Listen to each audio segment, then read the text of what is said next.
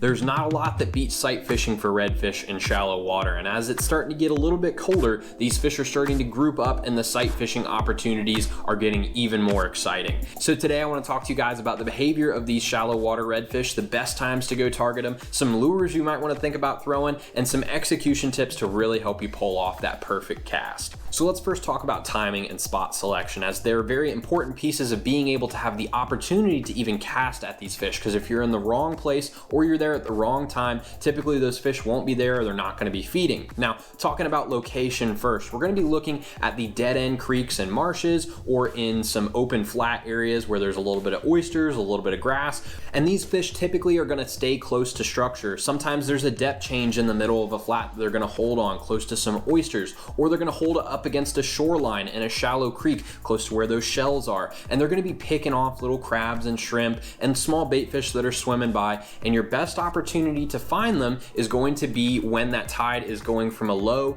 to an incoming. A lot of times these redfish will push up into just a couple inches of water, and there's actually a term for those reds. Those are the belly crawlers, but you can also find them in about a foot of water, which is the footage that you're seeing here. And these fish are going to push up into this shallow water because they know that any bait that they're able to find up there is not going to have a very good chance of getting away because there's less water for it to escape. It's not going to be able to jump up. It's not going to be able to go down. If there's only a foot of water, that's a pretty good strike zone for a red to be able to work. So it's just an easy way for them to get up in there and find food. And their feeding activity is usually what's going to give them away. That's how you're going to be able to spot them or hear them when you're in these high probability zones. It's very rare that you pull up to an area that you plan to find fish in and they're right there and you can see them. A lot of times I find fish from hearing them attack small bait fish or shrimp, or seeing mud plumes and swirls when I actually spook them off. So you really need to fish with your eyes and your ears. You need to be listening for those sounds and looking for those mud plumes. Sometimes you will actually see the fish swimming around, and in shallow water a lot of times they'll have that red hue. If they're close to the bottom,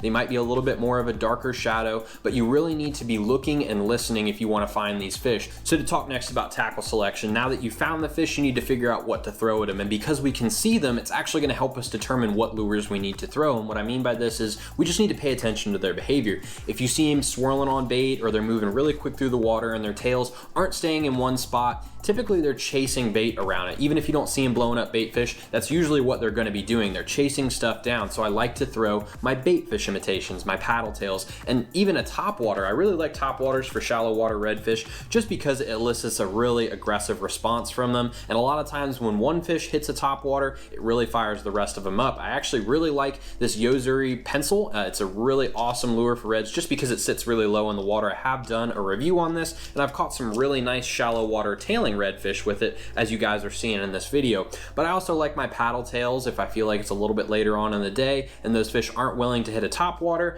I've been throwing recently this mirror lure marsh minnow, which we'll see later on in the video with some on the water footage, but it's a fantastic option, especially in dirty water with this chartreuse tail. But it's just got a really great action to it, nice fat body, just like a mud minnow that you might find up in the marshes. Now, if you do see fish that are tailing in one spot, they're not moving around a lot, and they're really digging around through the mud, that means that they're after crustaceans, shrimp and crabs specifically. So there's a lot of options for shrimp lures. Typically I'm going to go with a gulp shrimp or a voodoo shrimp. Those are two really good options. I've caught a lot of fish on both. But if you're after a crab imitation, which redfish really do love crabs, you've got options with the gulp peeler crabs or these chase baits crusty crabs, which we've had a lot of success on here at the Salt Strong team. These are a great option. We do also have these in our Salt Strong shop. You can't find them a lot of places, but these are a great option for reds as well. That's really going to determine what lures you're going to throw. You just have to watch what the redfish are doing, and typically I'm just going to match what those fish are after to the bait that I'm throwing.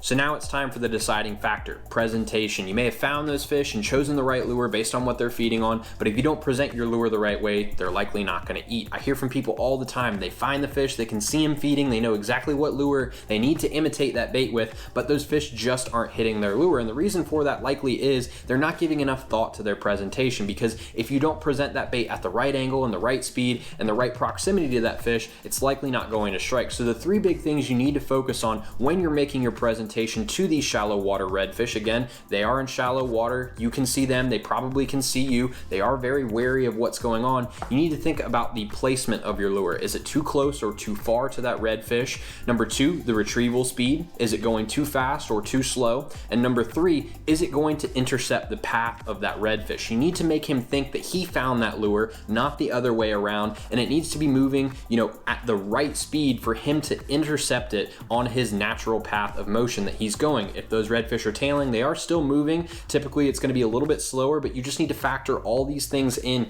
to your presentation. I'm going to show you guys an example of exactly what you need to do and make adjustments on the water with to catch those picky reds. So in this clip, we're going to look at some adjustments I made to get the strike from one of these shallow water redfish. Now, you can actually see the red swimming around right over here. Now, the first issue that I made was placement. This cast was a little bit too close to this red. In fact, I bonked him right on the head pretty much with that mirror lure marsh minnow, and it actually spooked him off to the right. So you need to make sure that you put your lure not too close to the red where it's going to bonk him on his head, but also not too far away to where it's not going to intercept him on his natural path of motion. Now, my second cast was in the right placement. It was at a path that was going to intercept him in his natural movement, but unfortunately I was retrieving it a little bit too fast and he just didn't want to go after it. So this third and final cast here, I lined up everything the way it needed to go. I placed it a little bit far away from him so it didn't scare him off. I was retrieving it at just the right speed where he would be able to find it naturally, and it did intercept him on his path, and I was able to get the strike.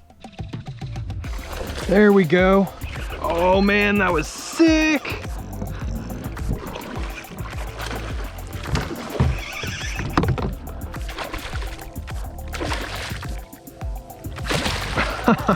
Oh my gosh, that was great. A very muddy redfish. Look at him. Man, he absolutely inhaled that marsh minnow. That was awesome. So I hope this video was helpful for you guys, and if you want to pick up any of the gear that you saw me use in this video, the mirror lure marsh minnows, the chase baits crusty crabs, some of the other tackle and reels and things that I use, check out fishstrong.com, where we do offer 20% off for Salt Strong Insiders on all of the tackle in the shop, and I really highly recommend you join us in the Salt Strong Insider Club as well, where we guarantee we're going to help you catch more fish and become a better inshore angler with tons of courses, tips, and other instructional videos. So guys, thank you so much for watching, and I hope to see you on the next video. There's something about the water that'll give you peace, all by yourself or with your family. Live salt strong and wear the line today.